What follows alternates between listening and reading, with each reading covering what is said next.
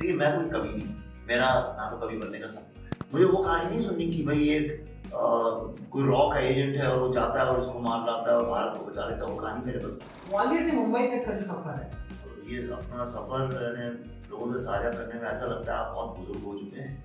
और अब आप, हाँ जनाब, मैं जब वहाँ से निकला था, जो प्लेटफॉर्म पे सोया, उस तरह की कहानियाँ मेरे पास नहीं है। अब पेट पीठ मिलकर एक बूढ़ा चलता लाठी टेक, लगभग मुझे ऐसा अंदाज है, मेरे फिगर्स गलत हो सकते हैं, मुझे लगता है 60 से 70% जो शहर में रहने वाले लोग वो सिर्फ शहर को मेंटेन करने के लिए है। जब हम कहानियों के बारे में सोच रहे होते हैं, लिख रहे होते हैं, उनको बना रहे होते हैं, उस वक्त पे आपका माइंड सेटअप क्या होता है? ये कहानियां क्यों लोगों तक पहुंचनी चाहिए?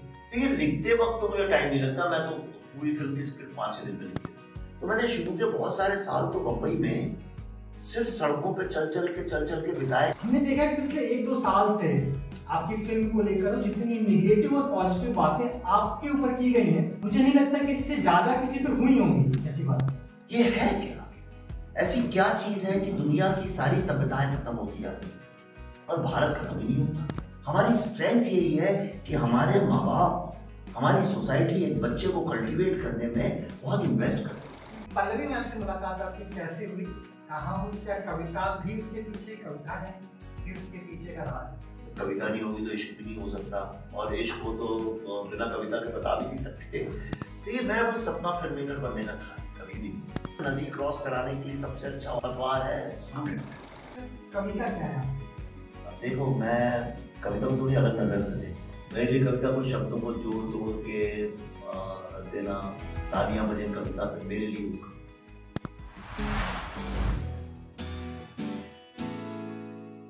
बहुत बहुत स्वागत है आपका कविशाला में।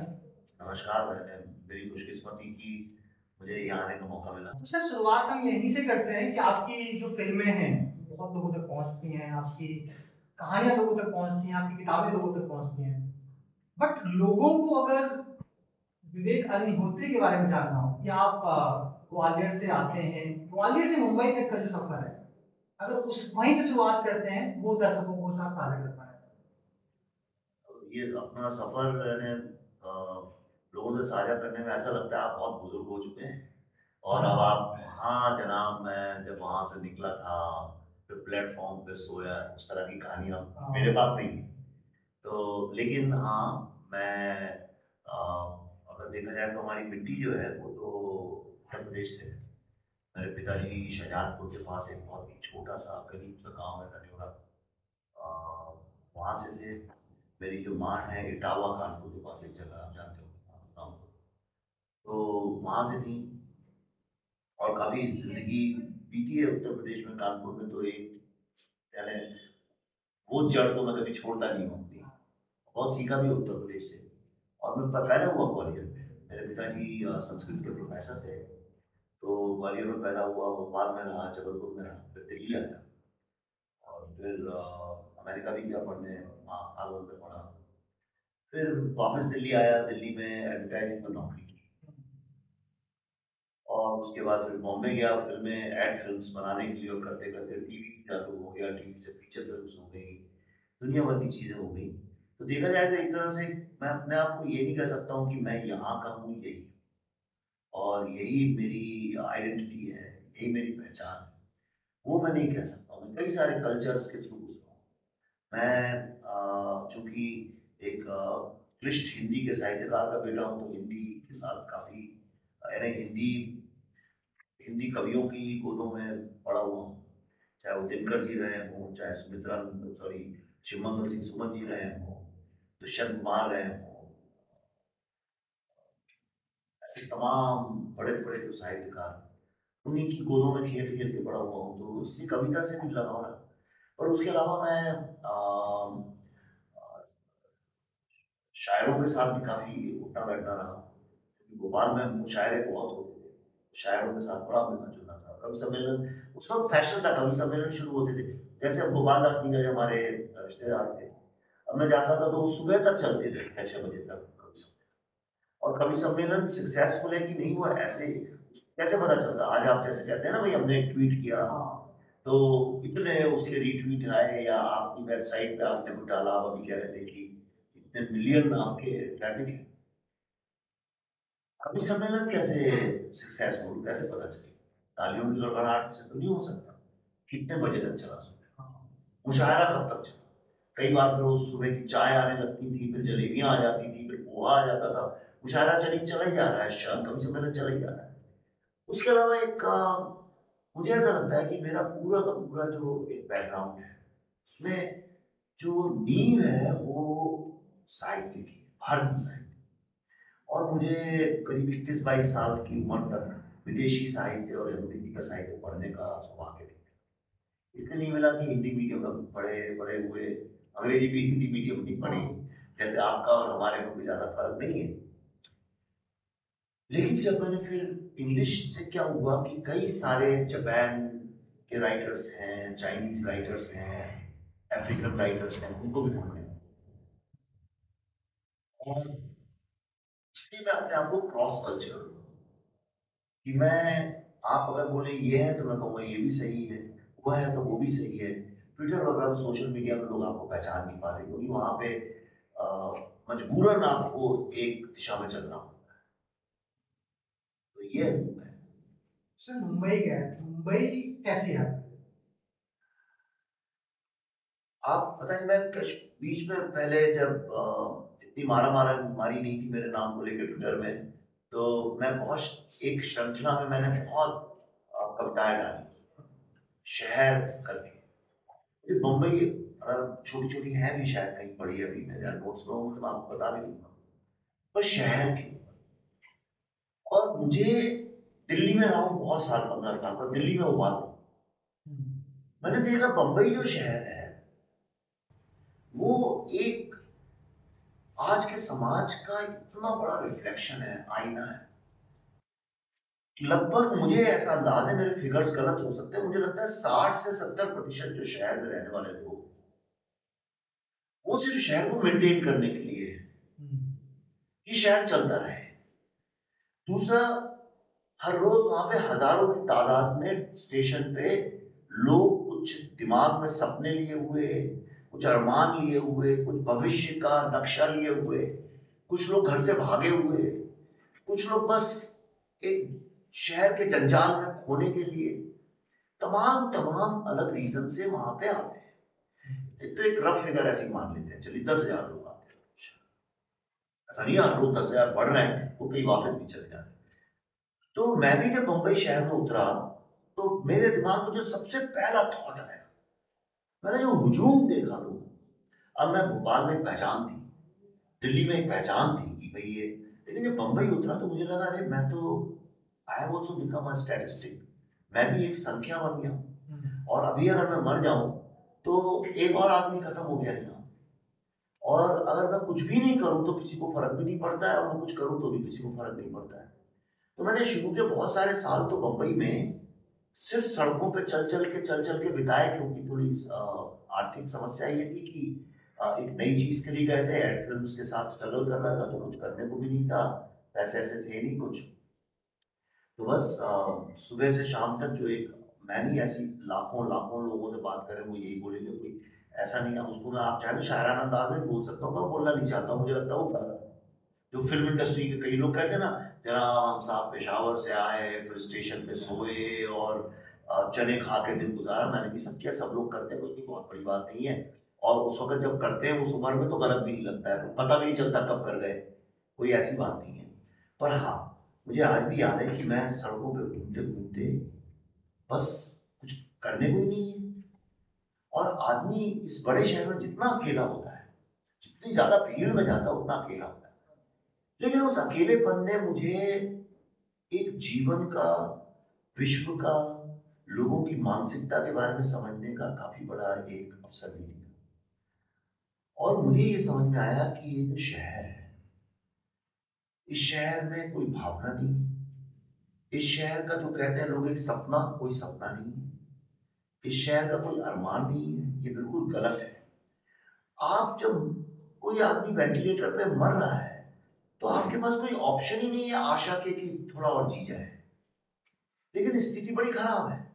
जो भूखा आदमी है, निराला ने लिखा है, सूर्यकांत त्रिपाठी निराला ने, पेट पीठ मिलकर एक बूढ़ा चलता लाठी टेक, वो स्थिति अगर जब आपकी है तो आपके आगे ड्रीम देखने के अलावा कोई ऑप्शन ही नहीं।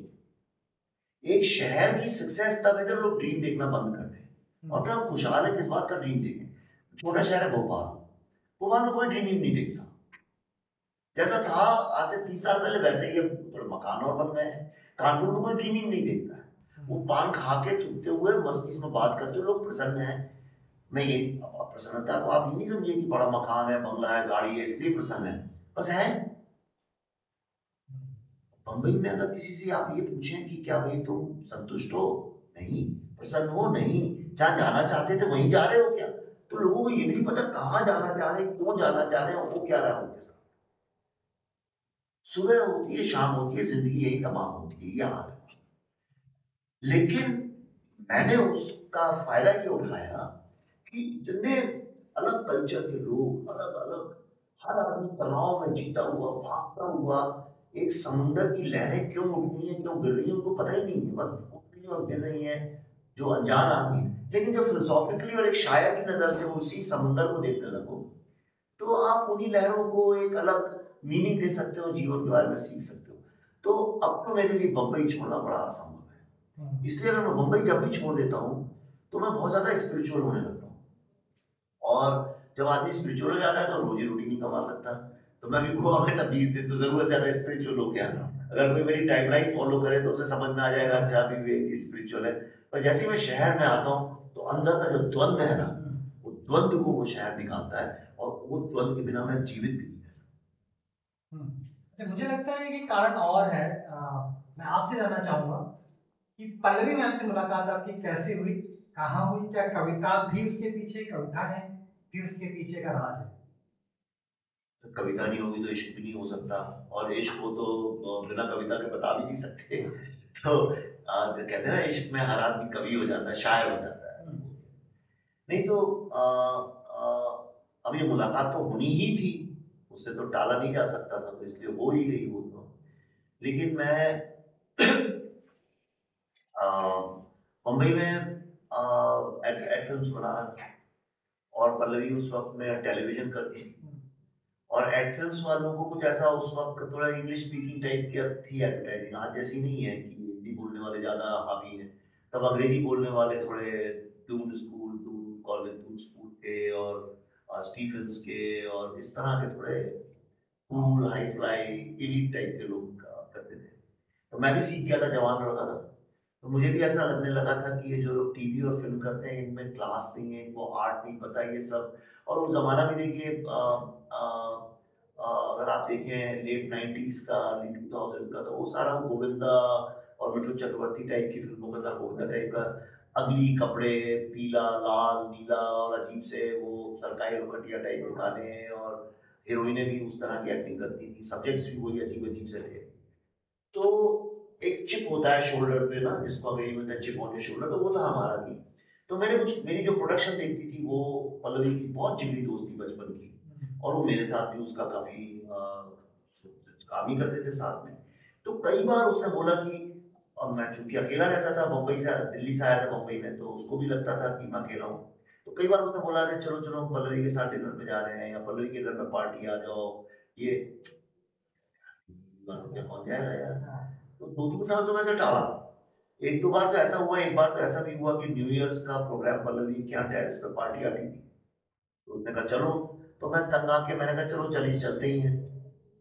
हम वहाँ पहुंचा भी, और आप यकीन नहीं करेंगे कि मैं लिफ्ट में ऊपर तक गया, 7वें 8वें माले पे हुआ। और जब वो लिफ्ट से मैंने, यार मैं नहीं आऊंगा यार, मेरे को ये सब लोग जमते नहीं है, मैं पीछे चला आया था। पर होनी को कब तक टाल सकता है। तो हुआ क्या, एक दिन एक रॉक कॉन्सर्ट था ब्रेबर्न स्टेडियम में, और किस्मत कुछ ऐसी थी कि मैं लाइन में खड़ा था, और सडनली मैंने बहुत जोर से किसी लड़की के हंसने की आवाज़ सुनी, और मेरे सामने ही पल्लवी खड़ी थी।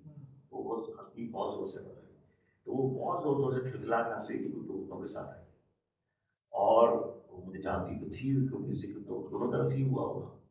तो अचानक बातचीत हो गई, और चूंकि आधा का पौन घंटा अंदर लाइन में खड़े रहे तो कुछ बातचीत भी चलती रही। पर जब मैं अंदर गया, मुंबई का ऐसा कल्चर है कि वहाँ जनरली आदमी लड़के लड़कियों में ज़्यादा फर्क नहीं करते आपस में। दिल्ली में जैसे मैं था यहाँ पे, तो अगर कोई लड़की आपसे मिलने आई है तो आपको उसको घर छोड़ना पड़ेगा शाम को, या थोड़ा यहाँ है कि आप अगर खाना खाने गए तो लड़का ही पैसे देगा। तो ये मुंबई से ज़्यादा पेट्रियार्कल सोसाइटी है। और अगर आप किसी फंक्शन में गए हैं और इंटरवल हुआ पिक्चर देखने गए, तो आप ही का फर्ज है कि आप जाए और कोक लाएं, चाय लाएं, पिलाएं। मुंबई वाले ऐसा नहीं करते हैं। मुंबई में लड़के लड़कियां अपना अकेले अकेले करते हैं जो करना है। तो जब रॉक कॉन्सर्ट चालू हुआ तो उसके जितने दोस्त थे, जितने मेल लड़के जो साथ में आए थे, वो सब अपना इधर उधर चले गए। वो रॉक कॉन्सर्ट में बिजी हो गई, अकेली पीछे रह गई। और इतनी वहाँ भीड़ थी और गर्मी थी ज़बरदस्त कि पानी आने का कोई इंतजाम नहीं था।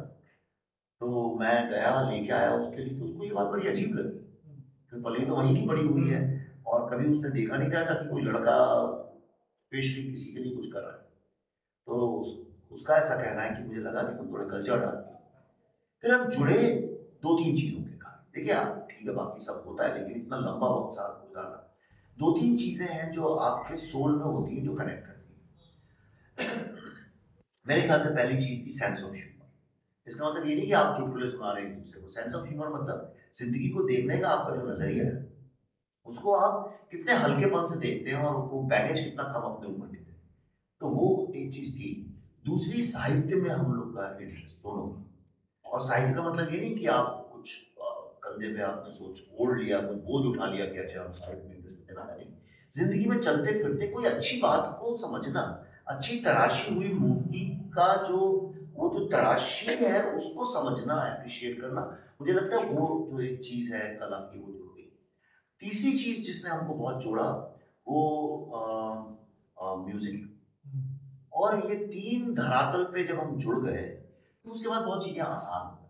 मैं हमेशा सबसे कहता हूँ कि जब आपको साहित्य और कविता जोड़ती है तो वो रिश्ते जो हैं वो फिर ओछी बातों से बहुत ऊपर चले जाते हैं। पर समस्या ये है कि लोग उससे जुड़ते ही नहीं है आजकल, तो इसीलिए बात बात पे झगड़े भी होते हैं। आपने बताया कि जो दूसरा पॉइंट था कनेक्ट होने का, साहित्य जी। कविता है।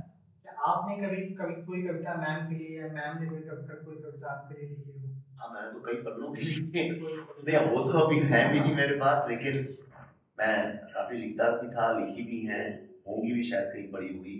कुछ अंग्रेजी में भी लिखी है, हिंदी। देखिए मैं कोई कवि नहीं, मेरा ना तो कवि बनने का सपना है, लेकिन अपने को एक्सप्रेस करता रहता हूँ। तो ऐसा जो है, कई मैंने एक बार कभी लिखा, ट्विटर में डाला, तो एक सज्जन आगे कहने, नहीं साहब आपकी वो तीसरी लाइन मीटर में नहीं है और आप पूरा हिंदी में चल रहा था, उर्दू का शब्द ले आए बीच में, गलत था। तो लोग ज्ञान बहुत करते हैं, इसलिए मैं थोड़ा दूर रहता हूँ इन सब चीज़ों से।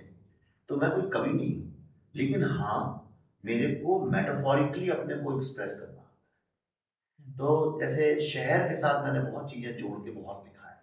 तो मैं लिखता भी रहता हूँ, आपने भी देखा होगा, 2 लाइन कभी लिख देता हूँ, कभी 3 लाइन लिख देता हूँ, और उस वक्त जो फील कर रहा हूँ वो लिख देता हूँ।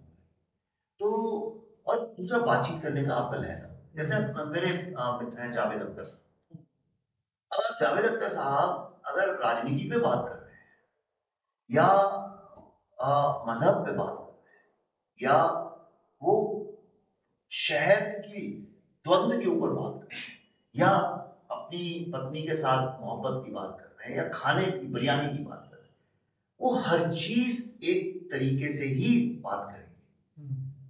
एक जो लहजा है बात करने का, उसमें कहीं ना कहीं आपको ये समझ में आ जाएगा मिजाज इस आदमी का शायर का, और सारा खेल मिजाज का, राइट। अब जैसे गालिब का है, जो जब उनको बुलाया जफर साहब ने, तो उनका वो जो बड़ा फेमस शेर नहीं है क्या, जो आंखी से ना टपका लो, हर बात पे कहते हो तुम कि तू क्या है। अब देखिए वो है तंज, ज़ौक़ के ऊपर तंज है, लेकिन जिस तरह से उन्होंने कहा है वो एक मिजाज अलग है। बिल्कुल सर, बहुत सारे लोग हैं, हम लोग आपने बताया कि आप हिंदी मीडियम से निकल कर आए। आज की जिंदगी में बहुत बड़ी दुविधा है, इवन अब तो थोड़ा अच्छा लग रहा है कि हिंदी बहुत उठ रही है। एक सपना देखना, आप ऐसी जगह से आए, हिंदी मीडियम से आए, और उसमें बहुत सारी ऐसी चीजें थी कि उसके बाद हम मुंबई जाकर आपने जो भी सपना आपने पाल रखा था उसको फॉलो किया, कुछ बनाया। तो ये जो जर्नी थी पूरी, प्लस आपका जो पहला प्रोजेक्ट था, पहली फिल्म थी, जब आपको लगा कि हाँ मैं यही करने को आया था, उसके लिए आपको जो अंदरूनी शक्तियां हैं, अंदरूनी पावर है, वो कैसे मिला? और इस सब के लिए आपने अपने आप खुद को रेडी कैसे रखा? देखिए, मेरा कोई सपना फिल्म मेकर बनने का था नहीं, कभी भी नहीं था, ईमानदारी से कभी नहीं। मैं तो साइंस पढ़ी, उसके बाद मैंने इकोनॉमिक्स पढ़ी, उसके बाद मैंने एडवर्टाइजिंग पढ़ी, तो एकदम विपरीत है सब। और मैं एडवर्टाइजिंग में था और बहुत अच्छा सक्सेसफुल भी था। तो लेकिन अचानक क्या हुआ कि ये कुछ टीवी में सुभाष जी क्या जी में उस वक्त नया नया था सब, तो उन्होंने बोला कि कुछ टेक्निकली साउंड लोग चाहिए, एडवर्टाइजिंग वाले टेक्निकली साउंड थे, तो मैंने उनके लिए कुछ बनाया। एक टेलीफिल्म बनाई, उस टेलीफिल्म को किसी ने देखा लंदन में, तो उन्होंने कहा हमको यही बनानी है, तो वो लोग जुड़ गए उस चक्कर में, और वो फिल्म बनी पहली चॉकलेट। उस समय मैं कई बार बोल चुका हूँ, उस जमाने का दौर कुछ ऐसा था कि एक्टर लोग जो थे वो बिना बिना कोई फॉरेन की फिल्म देखे, हॉलीवुड फिल्म देखे साइन नहीं करते। तो उस चक्कर में चॉकलेट हो गई, फिर गोल हो गई, फिर तीसरी फिल्म हो गई, और मुझे पता ही नहीं चला कब मैं एडवर्टाइजिंग से शिफ्ट कर गया, और मैं दोनों चीज़ें साथ साथ कर रहा था, एड फिल्म भी कर रहा था साथ। फिर एक वक्त आया करीब 2009 के 8 या 9 के आसपास, मैंने कहा नहीं, मैं ये करने नहीं आया। हर समय इस प्रेशर में कि आप वो कहानी बताएं, वो फिल्म बनाएं जो लोग देखना चाहते हैं, और ये तो बहुत चलेगी। ये जो बहुत चलेगी का जो सिस्टम है, इसने, मुझे ऐसा लगता है, इंसान के अंदर का जो एक करेज है, अंदर का जो प्रतिभा है, जो एक अंदर का साहस है, उसको खत्म कर। आज आपको बड़ी मुश्किल से ऐसे लोग मिलेंगे जो कि अपनी बात के लिए दुनिया से लड़ने के लिए तैयार है, और अगर आप अपनी बात के लिए लड़ने के लिए तैयार नहीं तो आप साहित्यकार नहीं, फिर आप झुंझुना लेकर बैठे हुए हैं और आप लोगों को आकर्षित कर रहे हैं। ऐसा मेरी पर्सनल, मेरी निजी व्यक्तिगत विचार, मैं ये नहीं कह रहा हूँ यही सत्य है। तो एक वक्त आया जब मैंने कहा कि मैं कोई ऐसा ऐड तो नहीं छपा था कहीं, ऐसा विज्ञापन की आइए बम्बई में आके फिल्में बनाइए, ऐसा तो कुछ नहीं था। मैं तो अपनी मर्जी से आया था बम्बई, और मैं बहता गया और फिल्में हो गई। लेकिन कुछ ऐसी चीजें हैं जो, जिनको मुझे ऐसा लगता है कि जो मैं महसूस करता हूँ और जिस तरह से उसको मैं समझता हूँ, उस तरह से शायद दूसरा व्यक्ति नहीं समझता। ये मेरा पॉइंट ऑफ व्यू क्या है, मेरा इंटरप्रिटेशन क्या है, मेरा उसको देखने का नजरिया क्या है। और अगर मैं अपने आप, देखिए कमर्शियल फिल्म में क्या होता है, आप लोगों को इम्प्रेस करते हैं कि अरे देखो बड़ी अच्छी लोकेशन है, बहुत सेक्सी हीरोइन है, और गजब का एक्शन है, आओ देखो। जो लोग देखना चाहते हैं, और लोग क्या चाहते हैं हमेशा, हल्का फुल्का सेंसेशन, ये इंसान की नीयत है। आपको गॉसिप क्या हो रहा है, अगर यहाँ पे 10 लोग खड़े हो तो आप कहेंगे अच्छा अंदर क्या चल रहा है। अगर बाहर से कोई निकलेगा, उसने देखा ये सब लोग यहाँ बैठे हुए हैं 10 लोग, तो पक्का वो बाहर वाले से कहेगा अच्छा चल रहा है क्या अंदर, और झांक के देखना चाहेगा। ये इंसान की नीयत है। तो आप क्या उस व्यक्ति के लिए अपना क्रिएटिविटी कर रहे हैं, या आपने कहा नहीं ये चीज मैंने देखी है और ये मेरे लिए बहुत जरूरी है, ये मैं समाज तक लेके जाऊं उस बात को। अब उसमें समस्या ये, समाज तक आप अपनी भाव ले जाना चाहते हैं, तो आपको कोई और पैसे क्यों दे आपके काम के लिए? आप खुद करिए, अपना कुआं खुद खोजिए, अपना पानी खुद निकालिए आप उसमें से। करेक्ट। तो अब ये समस्या खड़ी हो गई। तो फिर मैंने स्टूडेंट्स को पकड़ा, क्योंकि वही एक गरीबी में कहते हैं ना, नदी क्रॉस कराने के लिए सबसे अच्छा औजार है, पतवार है स्टूडेंट, क्योंकि उसके अंदर वही जोश और एंथुसियाज्म होता है। और हम लोगों ने बहुत ही सस्ते बजट में फिल्म बनाई, बुद्धा है ना ट्रैफिक जैम, क्योंकि वो बात मैं लोगों तक पहुंचाना चाहता था। अब वो 6 साल अटकी रही, ऐसी नौबत आ गई कि घर वापस चलो, भोपाल चलो, वहां जाके कुछ करो, पढ़ा लो, कुछ नहीं होगा तो किसी प्राइवेट कॉलेज में नौकरी वोकरी मिल ही जाएगी, कुछ तो पढ़ा ही सकते हैं। बिल्कुल ये नौबत आ गई। पर तब मुझे एक चीज दिमाग में आई कि ये मैं अपने को फिल्म मेकर के झांसे में काहे को बेवकूफ बना रहा हूं। अगर मैंने कैमरे में एक चीज शूट की है तो वो थिएटर में ही रिलीज हो, ऐसा कौन सी किताब में लिखा है? ये कौन सा नियम है? मैंने एक फिल्म बनाई है तो आपके यहाँ आ सकता हूँ, आपके ऑफिस के 10 लोग बैठे हैं, उनको भी दिखा सकता हूँ, और गली गली घूमते घूमते, चौराहे चौराहे जा जाके 10-10 लोगों को दिखा सकता हूँ। और फिल्म का मकसद ये था, एक बात कहनी थी जो उन तक पहुंचे, और अगर वो 100-200 लोगों को जो दिखा रहे हैं उनमें से 2-3 लोगों को भी समझ में आ गई बात, तो आपका सफल हो गया। तो मैंने कहा मैं कौन हूँ? मैंने कहा मैं कहानीकार, मैं स्टोरी टेलर। ये दुनिया में सिर्फ कहानियां चल रही, हर चीज, ये डेमोक्रेसी, ये साइंस, ये ईश्वर है या नहीं, ये सब कहानी है। ये डेमोक्रेसी क्या चीज है, पकड़ के दिखाए कोई? हम तुमसे प्यार करते हैं, दिखाओ पकड़ के जरा उस चीज को। अगर आप ये कहते हैं कि भाई ईश्वर दिखाओ, मुझे ईश्वर नहीं है दिखाओ, तुम नहीं दिखाओगे तो हम नहीं मानते, तो मैं कहता हूँ डेमोक्रेसी पकड़ के दिखाओ। कहाँ है डेमोक्रेसी, दिखाओ। आप 99% चीजों में इसलिए विश्वास करते हैं जो है नहीं, एक दो चीजें आती हैं उसमें आपको, तो जो आपको सूट करता है विश्वास, सब कहानियां हैं। हम दुनिया को कहानियों के ही थ्रू समझते हैं। अगर आपके माँ बाप आपको बचपन में कहानियां ना सुनाए तो आप विश्व को समझ ही नहीं पाएंगे, जीवन को समझ ही नहीं पाएंगे, सब कुछ कहानी। और एक पुण्य वाला व्यक्ति और एक पापी दोनों बैठ के बस कहानियां ही सुना रहे हैं। आप आधी कहानी यहां से उठा लेते, आधी वहां से उठा लेते। गांधी और गोडसे दोनों कहानियां ही है, राम और रावण कहानियां ही है। जो अतीक मारे गए वो और सदगुरु दोनों कहानियां ही हैं, क्योंकि आपके जीवन में उनका क्या रिश्ता है, कहानियां हैं। तो मैंने कहा कि अगर हम कहानी सुनानी है तो वो कई माध्यमों से सुनाई जा सकती है। और फिर मैंने अपने को खोल दिया। मैंने चाहे वो कविता हो, चाहे लॉन्ग ऐसे हो, चाहे न्यूज़पेपर में आर्टिकल हो, चाहे भाषण हो, मैं बहुत देता हूँ भाषण हो, फिल्म हो, डॉक्यूमेंट्री हो, कुछ भी। मैंने कोई, हमारे यहाँ कोई वो डिस्क्रिमिनेशन नहीं। कहानी सुनो और वो कहानी सुनाओ जो सिर्फ तुम सुना सकते हो, दूसरा सुना सकता है तो मत सुनाओ। अगर तुम लाल बहादुर शास्त्री की डेथ की कहानी सिर्फ तुम ही सुना सकते हो उस तरीके से तो सुनाओ, नहीं तो मत सुनाओ। मुझे वो कहानी नहीं सुननी कि भाई एक कोई रॉ का एजेंट है और वो जाता है और इसको मार लाता है और भारत को बचा लेता है। वो कहानी मेरे बस की। दो दोस्त हैं, उनमें दोस्ती है, झगड़ा हो गया लड़की को लेकर, फिर जुड़ गई, कहानी मेरे बस की नहीं। इसको सुनाने वाले लाखों लोग हैं। मैं वही कहानी सुनाऊंगा जो मुझे विश्वास है सिर्फ मैं ही सुना सकता हूँ, और अभी तक तो मैं वैसा कर नहीं रहा। नहीं बिल्कुल। और मतलब मैं ये भी आपसे जानना चाह रहा हूँ कि ऐसे वक्त पे जब पूरा बॉलीवुड, हॉलीवुड से, साउथ से, इधर उधर मूवीज की स्क्रिप्ट उठा के उनको रिक्रिएट कर रहा है, दोबारा से बना रहा है। ऐसे टाइम पे आपने कहानियों की बात की, तो विशेष कहानियां आपके द्वारा लोगों तक पहुंची हैं। जब उन कहानियों के बारे में सोच रहे होते हैं, लिख रहे होते हैं, उनको बना रहे होते हैं, उस वक्त पे आपका माइंड सेटअप क्या होता है? ये कहानियां क्यों लोगों तक पहुंचनी चाहिए? देखिए, लिखते वक्त तो मुझे टाइम नहीं लगता। मैं तो पूरी फिल्म की स्क्रिप्ट 5-6 दिन में लिख देता हूँ। उसमें जाता हूँ, अपने लॉक करता हूँ, 5-6-7 दिन में मैक्सिमम लिख देता हूँ। कहानी लिखना प्रैक्टिकल में टाइम नहीं लगता, तो उसको लिखने में बहुत साल जाता है वहां तक पहुंच।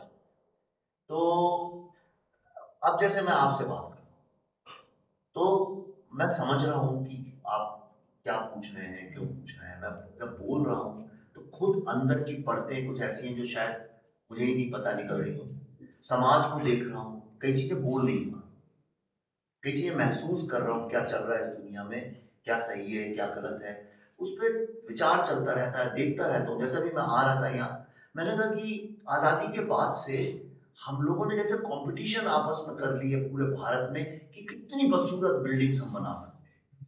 अब तुमने बनाई, अच्छा गुड़गांव में गंदी, तो आओ बेटा हम पूना में इससे भी गंदी बना दें।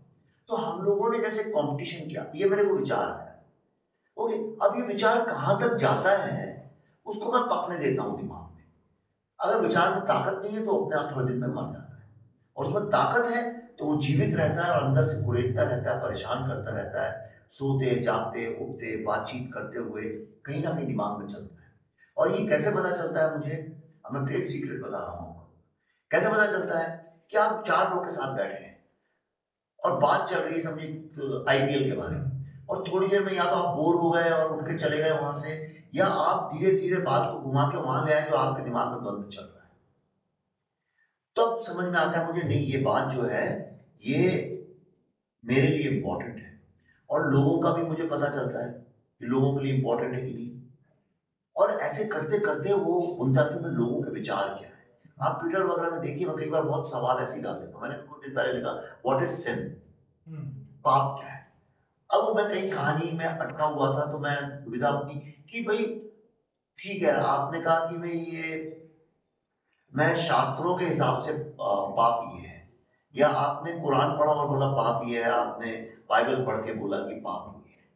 आपके माँ बाप ने बोला था बेटा पाप ये होता है ना, किसी का पैसा चोरी कर लेना पाप होता है। ठीक है, ये तो हमने सुना है, पर जो जीते जागते लोग हैं, जो जेब से पैसे निकालते हैं और टिकट खरीदते हैं, वो क्या समझते हैं पाप क्या है? तो जब वो नीचे 1000-1500 लोग लिखते हैं कि पाप क्या है, ओके, तो कहीं ना कहीं मुझे समझ में आता है कि लोग क्या समझते हैं और क्या गैप है, उन्हें क्या समझना चाहिए। तो वो जो पर्सपेक्टिव है उसको मैं लाने की कोशिश करता हूँ। तो मेरी ये प्रोसेस रहती है। जैसे अभी मैं एक फिल्म कर रहा हूँ द टेरिफाइड, वो शुरू कहीं और से हुई थी। मैंने जब शुरू का जो थॉट था मेरा कि इस पे बनाऊंगा, तो थॉट कुछ और था, और वही थॉट चलते चलते चलते चलते चलते मुझे एक ऐसी गुफा के अंदर ले गया जो मुझे खुद नहीं पता था मैं ऐसी एग्जिस्ट भी करती और कभी घुसूंगा उसके अंदर, और करते करते वो एक अलग कहानी बन गई पूरी। तो मेरी ये प्रोसेस रहती है। सर कविता क्या है आपकी?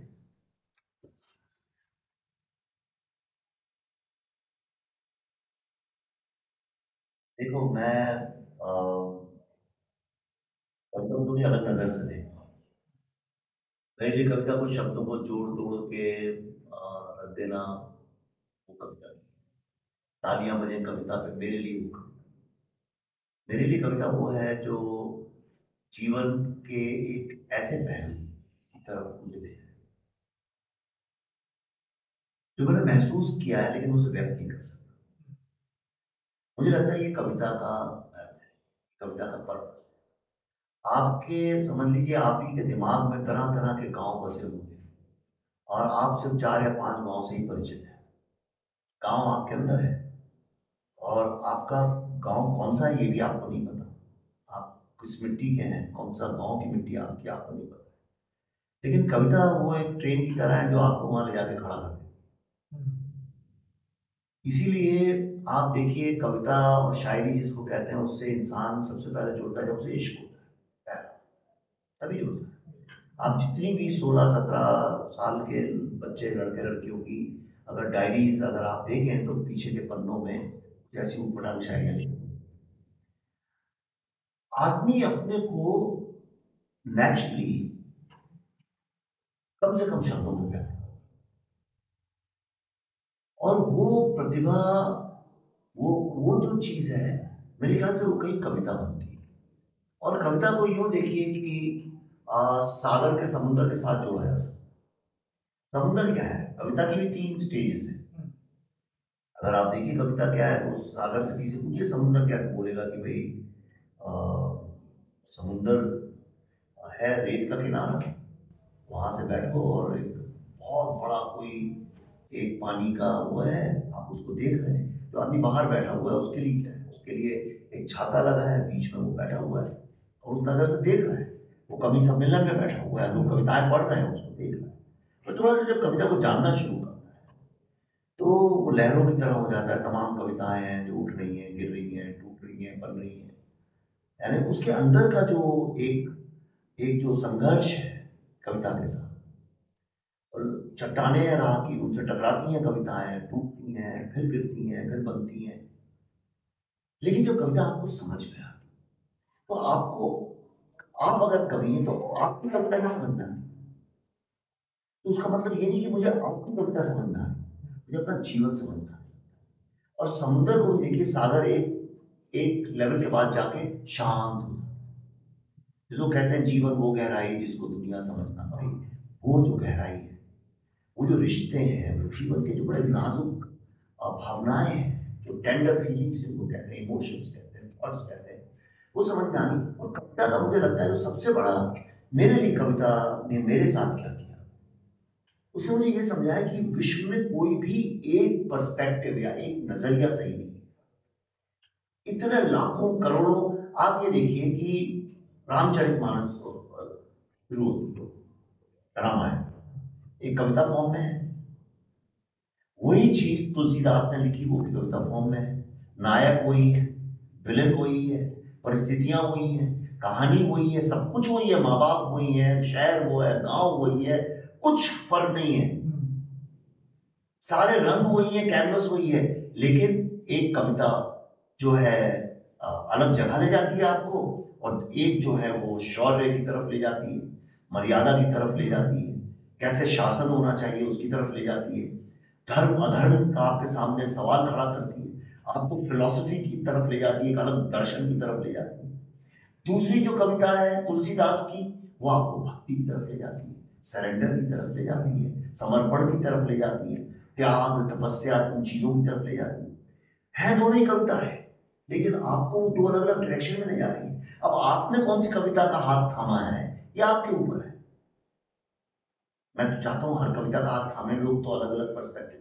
ये है कविता, वही जो दर्द है उसको अलग तरह से, मौत को कितना व्यक्त किया गया है तमाम तरीकों से। कईयों ने मौत को हंसी में उड़ाया है, कईयों ने मौत को बहुत ही गरीब दयनीयता के साथ जोड़ा है, कई लोग पैसिमिस्टिक तरीके से किया है, कई लोगों ने उसके ऊपर फिलॉसफी लेके आए हैं मौत के ऊपर। तो कविता मेरे ख्याल से एक आपके अंदर जो एक भाव छुपा हुआ है, जो आपकी जिंदगी का जो मर्म जो छुपा है, उसको कुरेद के निकालने वाला एक औजार है। समझो आप किनको पढ़ते हैं जब कविता पढ़नी होती है, तो आप किनको एक्सप्लोर करते हैं, किन राइटर्स को एक्सप्लोर? मैं एक ज़माना था जब आपसे मैं बोलता मैं ये करता हूँ वो करता हूँ, लेकिन अब मैं जीवन के कुछ ऐसे मकाम पे हूँ, ऑनेस्टली मैं कह रहा हूँ। अब मैं सुनने में लोगों को बड़ा अटपटा भी लगेगा, अजीब भी लगेगा, ठीक है। और ये जो मैं बोलूँगा इस बात से कई लोग सहमत भी नहीं होंगे, और आजकल के सोशल मीडिया के ज़माने में ट्रोल नहीं कर सकते, लेकिन मैं यही है। पिछले 2 4 5 साल से मुझे ऐसा लगता है कि लगभग 5 1 साल से मैंने, अब फिल्में देखता हूँ बहुत, कौन एक्टर है कौन डायरेक्टर है मैं परवाह भी नहीं। मैं कोई किताब है तो मेरे घर में तो यानी हम लोग, मेरी पत्नी कहती है कि हम लोग किताब घर में ही रहते हैं, इतनी किताबें में आती हैं और मैं सबको खोल के पढ़ता। मुझे अब इससे कोई मतलब नहीं है कि वो किसने लिखी, मैं कविता में घुसता हूँ, मुझे अच्छी लगती है तो मैं उसको समझता हूँ, नहीं अच्छी लगती है कि मैं भरा पड़ा होगा मेरे नोट्स में, आपको मैं कहीं खोल के दिखाऊँ तो। अब आप देखिए, अब कविताएं कविताएं भरी पड़ी है, अंग्रेजी की एक जगह किसने लिखी है, मैं नाम कहीं आपको नाम दिखेगा? देखिए, मैं जानबूझ के, ऐसा नहीं है लिख सकता हूँ, मैं जानबूझ के नहीं लिखता। क्या होता है, अरे मैं आपको कोई एक बहुत अच्छी 2 लाइनें सुना, आपके दिमाग को ट्रेन कर दिया गया है, आपके दिमाग को बचपन से सिखा दिया गया है, मैं 2 लाइनें पढ़ूं और आप उस पर एक तरह से रिएक्ट करेंगे। और मैं पढ़ने के पहले आपसे ये बोलूं, अब मैं आपको देखिए रामधारी सिंह दिनकर की 2 पंक्तियां सुनाता हूं, आप पर रिएक्शन चेंज हो जाएगा। मैं आपको 2 बहुत गजब की लाइनें अगर सुनाऊं तो आप कहेंगे वाह बड़ी खूबसूरत है, और जैसे ही मैं बोलूंगा तो गुलजार ने लिखी, आपको तो क्लासिक है। मैं गालिब के नाम से, जब बहुत चलती भी गुलजार के नाम से, तो झूठी कहाँ कितनी कविताएं चलती है, यानी गुलजार से ज्यादा तो, और गालिब और रूमी से ज्यादा तो झूठ बोला ही नहीं जाता है, लेकिन आप बता नहीं सकते गालिब ने लिखी है कि किसी और ने लिखी है। तो मैं अपने दिमाग को वो चैट जीपीटी नहीं बनाना चाहता।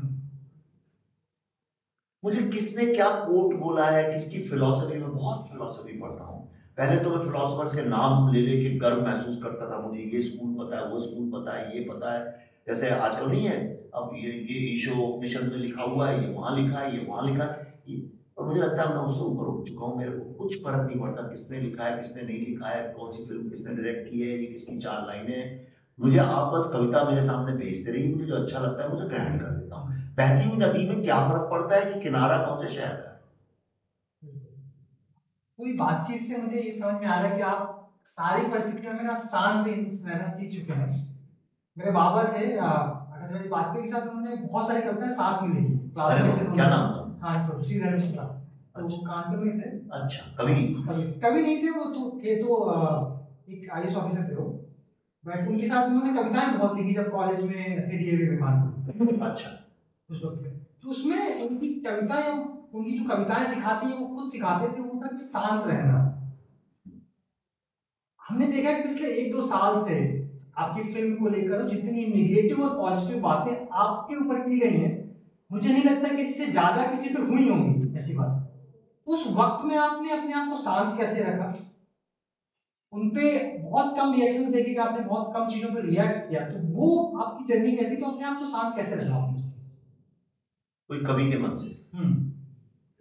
मेरा मन जो हृदय है वो एक कवि का ही है, एक सरल तरल बहता हुआ ओके हवा के साथ चलता हुआ। तो और दूसरा क्या है कि अगर कवि क्या करता है, कवि को लगता है ये पूरा सब नाटक चल रहा है चारों तरफ, वो नाटक के दृश्य लिखता जाता है। कवि या साहित्यकार जो भी आप समझे, मुझे ये लगता है ये सब नाटक चल रहा है, ठीक है।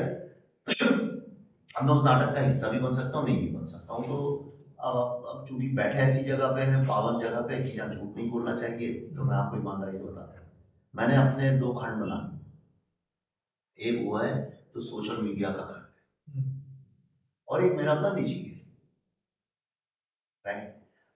तो सोशल मीडिया में क्या है कि लोग आपकी फोटो देखना चाहते हैं।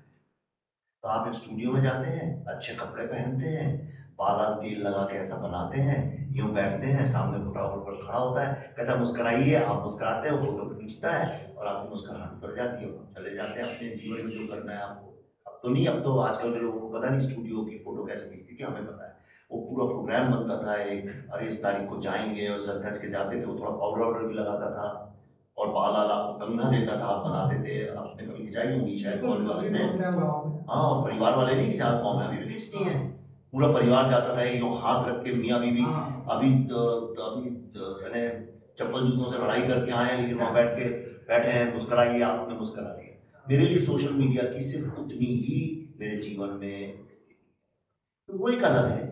और बाकी मैं एकदम डिटैच रहता हूँ, मुझे कुछ फर्क नहीं पड़ता क्या चल रहा है क्या नहीं चल रहा, पूरी धरती भी गिर जाए अभी, पूरी दुनिया में मुझे कोई फर्क नहीं पड़ता, मैं उस स्थिति में अभी नहीं। अच्छा, आपको अभी तक आपकी जो फिल्में आई हैं, किसी एक फिल्म में प्राउड फील होता हो कि ये फिल्म बना के मतलब ये तो मुझे करना ही था, कौन सी फिल्म हो? अभी उसका मुझे लगता है सिर्फ बीजी अभी वो निकली नहीं है, उसका निकलना अभी बाकी है। मैं जिस फिल्म पे काम कर रहा हूँ, टेली फाइनल्स, मुझे लगता है वो शायद वो फिल्म, इसलिए क्योंकि मेरे दोनों माँ बाप फ्रीडम फाइटर्स थे, और मैंने भारत का इतिहास पढ़ा भी बहुत है। मेरे दिमाग में एक प्रश्न हमेशा से चलता आ रहा है कि आखिर ये भारत है क्या? किसी और राष्ट्र जैसा नहीं है। क्या भारत एक संस्कृति है? क्या भारत एक सभ्यता है? क्या ये एक राष्ट्र है? क्या भारत एक विचारधारा है? ये है क्या?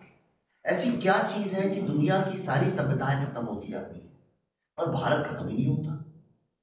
अगर आप एक ईमानदार प्रैक्टिकल आदमी की तरह से सोचें, प्रैक्टिकल और साइंस को पकड़ के अगर चलेगा, वो हर चीज भारत में है जिससे सोसाइटी खत्म हो जानी चाहिए। यानी एक आदमी सुबह शाम जहर पी रहा है फिर भी जिंदा है, तो क्या ये शिव का आशीर्वाद है कि तुम जितना जहर पियोगे उतना तुम जीवित रहोगे? ये है क्या? ये इतना कॉन्ट्रडिक्शन है। हम यही 10-12 लोग बैठे हैं, मैं आपको शक्लों से बता सकता हूँ, इतना कॉन्ट्रडिक्शन है इस देश में, जिसको हम विविधता बोलते हैं, मैं उसको कॉन्ट्रडिक्शन। विविधता क्या होता है? मतलब आप रोटी दाल लेके बैठे हैं खाने के लिए और मैं बिरयानी लेके बैठा हूँ, ये हम दोनों साथ में काम करते हैं, दोस्त हैं बचपन पर, ये कॉन्ट्रडिक्शन है हमारे और आपके बीच में, इसको हम डाइवर्सिटी बोलते हैं, मतलब अलग अलग चीजें हैं। लेकिन वो सब इतने सालों से जिंदा भी हैं, इतने आक्रमणों के बावजूद भी हम जिंदा हैं। तो मैं हमेशा समझने की कोशिश करता हूँ भारत क्या है, और मेरा बड़ा अंदर से ऐसी इच्छा है कि मैं भारत को लेके एक जो बड़ा मेरा जो सोच है वो मैं लोगों तक एक कहानी के रूप में ला सकूं, जो मैं समझता हूँ। आप देखिए पूरे दुनिया में इसको राजनीति ने खराब कर दिया है, इस विषय को जो मैं बोलने जा रहा हूँ, इसको राजनीति ने बहुत ही दो स्तर, बहुत ही निम्न स्तर पे ले आए, लड़ाई कर दी दो लोगों के बीच में, एक कहते हैं हम इसको मानते हैं, एक कहते हैं नहीं मानते। लेकिन आप देखिए पूरे विश्व में कितने राष्ट्र हैं, कितनी सभ्यता है। भारत एकमात्र ऐसी सभ्यता है या राष्ट्र है जो इसको भारत माँ बोलता है और देवी मानता है। कहीं भी दुनिया में आज तक कहीं पे भी, और इसका कोई रिलीजन से लेना देना नहीं है, इसका एक बिलीफ सिस्टम से लेना देना, एक सभ्यता से लेना देना, ना इजिप्ट ने, ना रोम ने, ना चाइना ने, ना जापान ने, ना अमेरिका, इन सभ्यताओं ने तो कभी किया नहीं, किसी राष्ट्र ने नहीं किया। तो ऐसी क्या यूनिक चीजें हम करते हैं और उस पर विश्वास करते हैं? क्या है? देखिए मदरलैंड बोलना एक अलग चीज होती है। अच्छा, आप देखिए भारत के लोग राष्ट्र की परिभाषा को नहीं मानते, इसीलिए आपको इकलौता एक देश है पूरे विश्व में जो कि कॉन्स्टिट्यूशन को नहीं मानते। यानी ऐसे कहते जरूर है हम मानते हैं, लेकिन उनका जो अंदर अंदरूनी जो विश्वास है वो कहते हैं कॉन्स्टिट्यूशन वगैरह तो ठीक है लॉयर्स और जजेस और पॉलिटिशियंस के लिए है, पर हमारी तो अपनी सभ्यता है प्राचीन। हम कितना भी एआई आ जाए, सफलता आ जाए, कुछ भी आ जाए, हमारा जो कोर है, सारी दुनिया के लोग सक्सेसफुल क्यों होना चाहते हैं? ताकि वो दुनिया के सामने खड़े होकर बोल सके हम सफल हैं, और वो गाड़ी बंगले इन सब चीजों का आनंद उठा सके। भारत में एक जो यंग लड़का है, वो लड़की है, वो सफल क्यों होना चाहते? सिर्फ इसलिए कि उसके माँ बाप के पास लौट के आके बोल सके देखो माँ, देखो पिताजी तुम्हारे पहुंचों के आशीर्वाद लेके गए थे, और देखो आज तुम्हारा बेटा जो है गूगल में नौकरी कर रहा है, आओ हम तो घुमाते हैं, देखो माँ तुम्हारे लिए हम ये लेके आए हैं, तुम्हारे पास फ्रिज नहीं है तो फ्रिज लगवा दिया। ये आपको स्थिति पूरे विश्व में कहीं, और माँ बाप उनका इतना त्याग, इतनी तपस्या, बच्चों को खड़ा करने के लिए सब कुछ, पूरा जीवन जो लोग त्याग करने के, माएँ तो करती हैं, आपकी माँ ने भी किया होगा। एक आप तो छोटे शहर में आप जानते हैं जॉइंट फैमिलीज में एक कमाने वाला होगा, बहन के भी बच्चे, भाई के भी बच्चे, दोस्त के भी बच्चे आके पढ़ रहे हैं, एक आदमी कमा रहा है और नौकरी क्या कर रहा है, कहीं पे क्लर्क है या टीचर है, साइकिल में जा रहा है, साइकिल से आ रहा है, लेकिन वो 6-7-8 बच्चे पढ़ रहे हैं वहां पे घर वालों के सबके, क्योंकि वो सबसे समर्थ।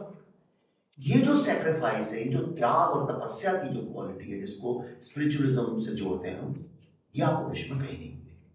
तो मेरे अंदर अगर आप कहें आप ऐसी क्या चीज है जो आपको खलबला रही है अंदर से, वो आप कश्मीर फाइल्स की भी लास्ट 10-15 मिनट में आप जो लड़का जो बोलता है उसमें झलक मिली होगी, वो मेरे अंदर का ही द्वंद है। मैं एक्सप्लेन करना चाह रहा था आखिर कश्मीर है क्या, और वही शायद डेली फाइल से मैं कर पाऊं कि आखिर भारत है क्या। और जिस दिन आपको समझ में आ जाएगा भारत क्या है, आपको समझ में आएगा इस राष्ट्र की एक गहराई जो आप और कहीं रह के समझ नहीं सकते। कविशाला पे लोग बातचीत कर रहे हैं तो कुछ कविताएं तो होनी चाहिए, और आप बहुत अच्छा लिखते हैं, कविताएं भी बहुत अच्छी लिखते हैं। अरे नहीं लिखता हूँ भाई, चलिए मैं आपको वक्त भी आप ज़्यादा, मैं कवियों की तरह हाँ हाँ ना ना ये सब नहीं करूँगा आपके साथ। मैं कोई सोच के नहीं आया, मैं आपको जो मैं चलते फिरते गाड़ी में या अभी आपके यहाँ से निकलते हुए या बाथरूम में खड़े हुए लिखता हूँ, वो सुनाना चाहता हूँ। इसलिए क्योंकि जो क्राफ्ट के साथ कविताएं लिखी होती हैं उनको क्राफ्ट के साथ सुनाना पड़ता है। धुंध में लिप्त है शहर, आकाश दिखता नहीं, सूरज निकल गए बादल पर कोई किला नहीं, तुम भी होते तो बेहतर होता, क्योंकि कोई साथ हो तो सफर कट ही जाता है, पर तुम भी तो आजकल इस शहर जैसे ही हो, खुद में लिप्त, अपनों से दूर, वक्त से खफा, और कोई किला नहीं, मौसम हो या रिश्ता बदल ही जाता है। जैसे अब मैंने पढ़ा भी, देखी, बहुत हुआ आओ अब भूत से नाता तोड़ते, शहरों में एक बना, बहुत हुआ आओ भूत से नाता तोड़ते हैं, बीत रहा जो इर्द गिर्द जरा उसे भी देखते हैं, कानून की धज्जियां, गरीब की मजबूरियां, चौराहे पर घूरते युवा, चुन्नी के बोझ से झुकी युवतियां, झुंझुने बजाते नामर्दों की बारात, तमाशबीनों की नई जमात, और भी हैं कई हसीन नज़ारे इस शहर में। चलो तो ये मेरे शहर के साथ आज आग यहाँ लगी, कल वहां लगेगी, इस आग में है गर्मी ज्यादा, अब इस पे शर्त लगेगी, आग में हाथ सेकने वाले तो छुप जाएंगे अंधेरे में, जो शर्त लगाने वालों के अभी सिर्फ घर जलते हैं, जल्दी उनकी बस्ती जलेगी। और जब आएगी बारी चिताओं को जलाने की, और जब आएगी बारी चिताओं को जलाने की, तो इस शहर में कोई भी आग नहीं, सिर्फ राख मिलेगी।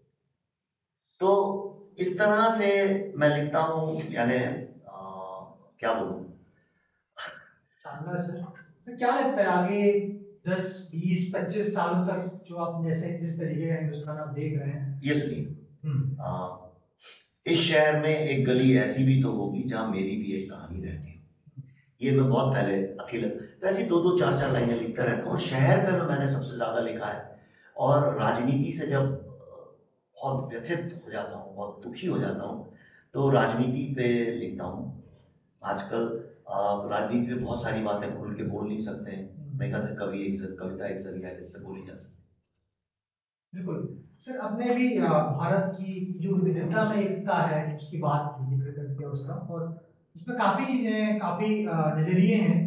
अगर हम उसी नज़रिए से देखें कि अगले आने वाले 10, 20, 25 सालों में क्या कुछ परिवर्तन, इतनी स्ट्रेंथ है, इतनी कमियां हैं, उसके बावजूद क्या सब कुछ सही रहने वाला है, क्या परिवर्तन आने वाले हैं, आपकी व्यूज क्या है? ये क्या आने वाला है उसके बारे में मुझे नहीं पता, पर क्या है वो मैं जानता हूँ, और जिसको झुटलाया नहीं जा सकता जो सत्य है। मैं आपसे एक बात बोलना चाहता हूँ। मैं अभी ये गाड़ी मार रहा था, मेरे दिमाग में विचार आ रहा, मैं आपसे अगर बोलूँ कि विश्व की जितनी भी टॉप बैंक्स हैं जहाँ से पैसा डिस्ट्रीब्यूट होता है, उसके सीईओ जो हैं वो चाइनीज लोग हैं, और जितनी वर्ल्ड की टेक कंपनीज हैं, चाहे गूगल हो, माइक्रोसॉफ्ट हो, एडोबी हो, सबके जो सीईओज हैं, डिसीजन मेकर्स हैं, चाइनीज। मैं अगर आपसे बोलूँ वर्ल्ड के जो टॉप साइंस रिसर्च में जो लोग हैं वो चाइनीज लोग हैं।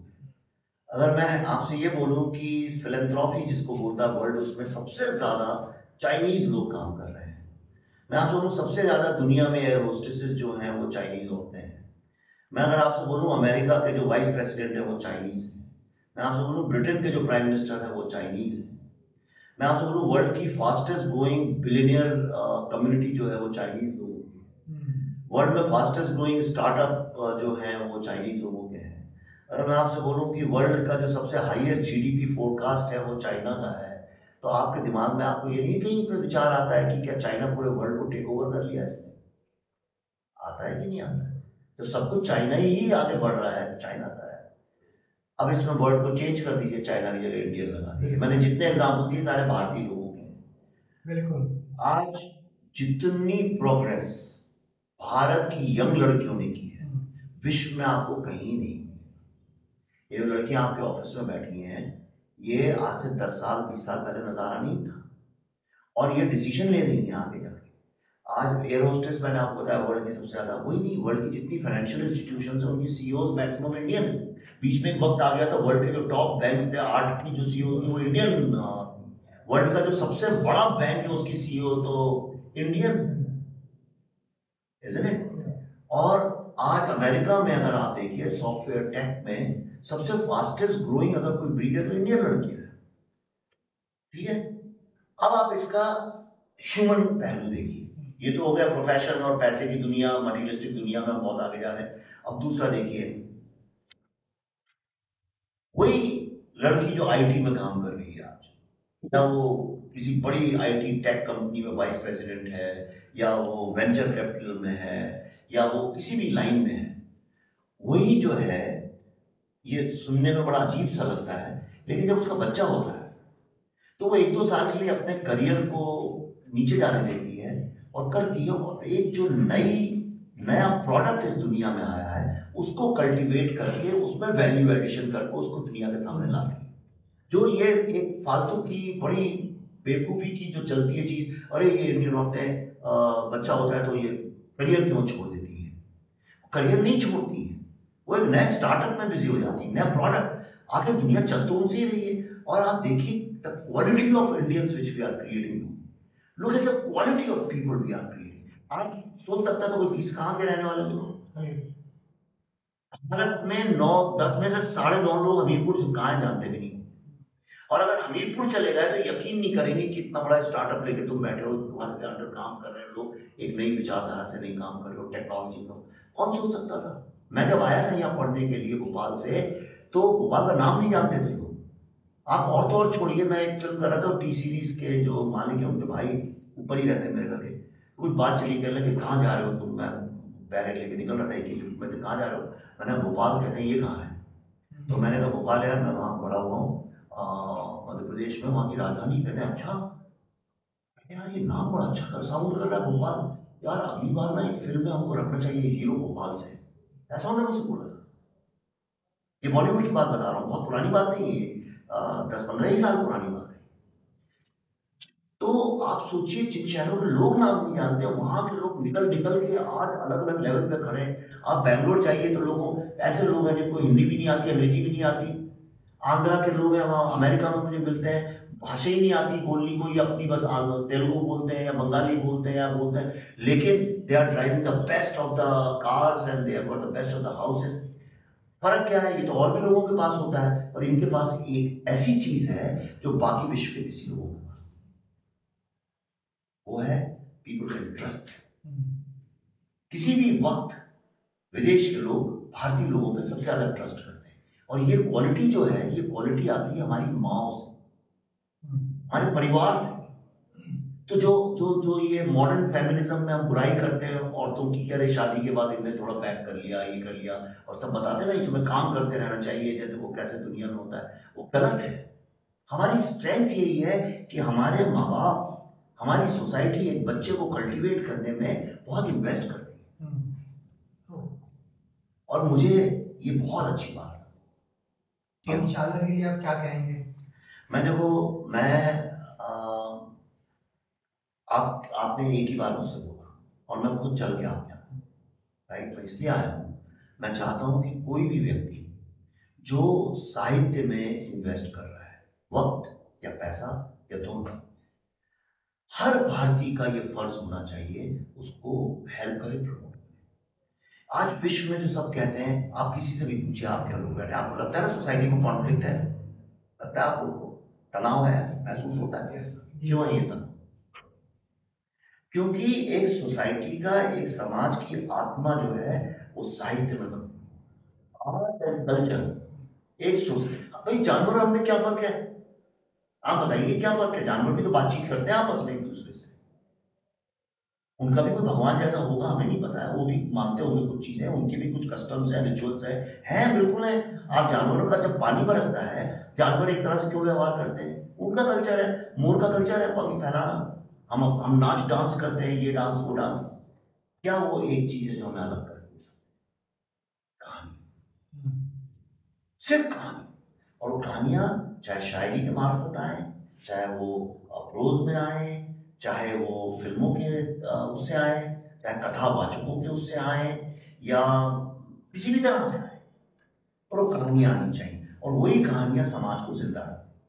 आज हम लोग जो एक परिवार का सिस्टम बना हुआ है, डिस्पाइट एवरीथिंग, इतने मटेरियलिज्म के बावजूद जुड़े हुए हैं, वो इन कहानियों की वजह से, क्योंकि हमारी दादियां, नानियां, माँ बाप एक जुड़ने की कहानियां सुनाती हैं, टूटने की नहीं। और जो हम कहते हैं हर चीज भगवान भरोसे हो रही, वो भी कोई गलत बात नहीं। इतना पूछ रही कि वो चलना कि सब कुछ मैं कर रहा हूँ, किसी में तो छोड़ो कि हाँ तुम भी हो, तुम्हारे कारण गलत हो रहा है। तो मेरे ख्याल से ये कहानियां जो हैं, जो साहित्य है, वो एक सोसाइटी का, एक समाज का हृदय है, उसकी आत्मा है, और उस आत्मा को जिंदा रखने के लिए जो भी करना पड़े मैं करने के लिए तैयार हूँ। तो आपने जो कविशाला के लिए जो किया है, बहुत अच्छा किया है। बस मेरा यह है कि ईश्वर करे तुम पे ईश्वर का आशीर्वाद बना रहे, मैं कुछ भी कर सकता हूँ अपनी तरफ से करूँगा, और अगर मैं 4 और लोगों को जोड़ सकूँ। पर बस एक उसमें ये देखना कि बहुत कठिन है आज की तारीख में थोड़ा प्योरिटी को मेंटेन करना। इतना प्रेशर है नंबर्स का, नंबर्स भी बहुत आवश्यक है, पर नंबर्स में क्या होता है कई बार कि जैसे मैं उतरा था 10,000 लोगों के बीच में और एक संख्या बन गया था, तो बस ये गलती मत करना कि तुम भी एक दिन नंबर गेम में संख्या बन जाओ। तो जब तक उस संख्या का नाम है कविशाला, तब तक मैं तुम्हारे साथ हूँ। जिस दिन तुम नंबर बन जाओगे, उस दिन भगवान बिल्कुल सर, बहुत बहुत धन्यवाद। और इन 2 लोगों को आपको सजेस्ट करना हो कि हमें बुलाना चाहिए, साहित्य से हो सकते हैं, तो मैं बिल्कुल बोलूँगा आपको बुलाना चाहिए। आप एक काम करिए, आप रूमी जाफरी साहब को बुलाइए। रूमी जाफरी जो हैं, उन्होंने बहुत सारी फिल्में लिखी हैं, पर उनको लोग जनरली फिल्म की स्टोरी के नाम से जानते होंगे, लेकिन वो बहुत ही, उनके अंदर एक बहुत ही गजब का कवि है, और दुनिया को समझने का और अलग अलग कल्चर्स को समझने का, छोटे शहर के हैं, वहाँ से निकले हुए हैं, और बड़ा अच्छे कवियाँ। मेरा ऐसा मानना है कि आप अगर उनको बुलाएं तो आपको उससे बहुत फ़ायदा होगा। और दूसरा मेरे ख्याल से जिनने मुझे बहुत प्रभावित किया है वो है स्वानंद किरकिरे। मैं आपको फिल्म लाइन के ही लोग बता रहा हूँ, ऐसे तो मैं बहुत कवियों को जानता हूँ, पर स्वानंद किरकिरे को इसलिए कि उन्होंने एक अलग तरह की कविता का हाथ थामा है, और वो जो कविता है उसका फिल्म इंडस्ट्री में उस तरह की कविताओं का हाथ थामते हुए, तो बाकी तो चालू चीज़ बहुत होते हैं। आप अगर इन दोनों को बुलाएं, आपको सुनने वालों को फायदा, अगर आप चाहें मैं पर्सनली भी उनसे बोल सकता हूँ। बिल्कुल प्रयास रहेगा। और बहुत बहुत धन्यवाद, आपने वक्त निकाला, यहाँ पे एक अच्छी बातचीत हुई और अपनी कविताएं भी सुनने को मिली सभी को। कोई कुछ पूछना चाहता है तो पूछ सकता है। सर, आपने कई साल पहले एक फिल्म बनाई थी गोल्ड, वो मेरी one of the most inspiring and मेरी फेवरेट मूवी है। उसका एक सीन था वो मिरर वाला, जब बोमन ईरानी जो है जॉन अब्राहम को खींच के लेके जाता है अरशद वारसी को कि look at yourself in the mirror, क्या तुम्हें एक फुटबॉलर दिखता है? तो वो सीन मेरे को बहुत इंस्पायर करता है। क्या आप ऐसी कोई मूवी आगे जाके बनाने वाले हैं? अब गोल से तो थोड़ा दूर चला गया हूँ। गंगा जब निकलती है वहाँ से गोमुख से, तो उछलती कूदती तरह तरह की चीज़ करती आती, पर धीरे धीरे बनारस के घाट तक पहुँचती, बहुत शांत होने लगती है। तो अब मैं बनारस तक पहुँच चुका हूँ, कलकत्ता की तरफ जा रहा हूँ, तो अभी गोल तो मेरे लिए संभव नहीं होगा, लेकिन हाँ इस तरह की इंस्पायरिंग बात वाली ही फिल्में कर रहा हूँ। तो अगर जीवन का दर्शन फिल्म से मिल सके, इससे अच्छा क्या हो सकता है। कोई और कुछ पूछना चाहता है? मैंने इतना महिलाओं के बारे में बोला, एक भी लड़की को कुछ नहीं। आप स्पिरिचुअल है। एक सेकंड, आप एक काम करिए, आप पहले तो खड़ी हुई यहाँ आइए सामने, तो मैं आपकी शक्ल जान सकती, आपके कैमरे के सामने बताएंगे। ठीक है, अब पूछिए। सर, आप स्पिरिचुअल हैं, तो मैं भी उस दिशा में हूँ, और जैसे मैं फिल्म लाइन में भी जाना चाहती हूँ, तो दोनों चीज़ों को एक साथ लेके चलना थोड़ा मुश्किल लगता है। अगर मैं स्पिरिचुअली जाती हूँ तो उधर से हटने लगती हूँ, मेरा मन हटने लगता है, और अगर मैं फिल्म लाइन की तरफ जाती हूँ तो स्पिरिचुअल से मैं कनेक्शन मेरा टूटने लगता है। तो दोनों को एक साथ लेकर मैं कैसे चल सकती हूँ? देखो, स्पिरिचुअलिटी कोई मेडिटेशन करने को स्पिरिचुअलिटी नहीं, योगा कर रहा है स्पिरिचुअलिटी नहीं है। स्पिरिचुअलिटी क्या है? आपका अपने आप से कम्युनिकेशन, आप अपने आप से क्या डायलॉग कर रहे हैं, राइट? और क्यों अपने आप से डायलॉग? क्योंकि अंदर जो आप हैं, जैसे अब आप अगर एक्ट्रेस बनना चाहती हैं, तो आप जब स्टेज पे जाएंगी या फिल्म के सामने आएंगी तो बहुत मेकअप करके, अलग तरह के कॉस्ट्यूम, आप एक अच्छी महिला या आप एक विलेनिश महिला बन सकती हैं। लेकिन आप जब डायलॉग कांस्टेंट करती हैं तो आपको हमेशा एहसास रहता है कि आप वो नहीं है, आपके भीतर जो है वो आप है। उस भीतर को जब आप पकड़ के चलते हैं, वो आपका नॉर्थ स्टार बन जाता है। नॉर्थ स्टार मतलब आपका गाइडिंग फोर्स लाइफ का बन जाता है, तो आपको दिक्कत नहीं होती। अक्सर गलती क्या होती है कि कई बार हम लोग, जैसे बहुत सारे लोगों को मैंने देखा है 2-3 साल में, कि वो रील्स बनाते हैं। मेरे दोस्त हैं, कई लड़कियां मैं जानता हूँ, उनको बनाते और उस तरह के कपड़े पहनने में तो उनको कहीं विश्वास हो गया वही यही है। जो सारे स्टार्स हो जाता है, कई बार उनको यही लगने लगता है कि शायद मैं यही हूँ, और फिर वो सारे जिंदगी के अपने निश्चय और निर्णय उस हिसाब से करने लगते हैं। लेकिन उसको अगर आप तोड़ दें उस बांध को, और आप अपने अंदर अपनी रूह को पकड़ के चलें, तो आपको कभी दिक्कत नहीं। कहाँ के रहने वाली हैं? मैं अयोध्या में आपके माँ बाप वहाँ रहते हो? नहीं, सब यहीं पर रहते हैं। और अयोध्या से हो तो बस अयोध्या को मत भूलो जिंदगी भर, और कहो मैं अयोध्या की हूँ। कितनी भी सक्सेसफुल हो जाओ, मैं अयोध्या की हूँ, वो तुम्हें खींच के वापस ले आएगा। वैसे ही माँ बाप के साथ बैठ के खटिया में वैसे ही बात करो, जिंदगी तुम्हारी सही रहेगी। यही spirituality. Thank you. Thank you.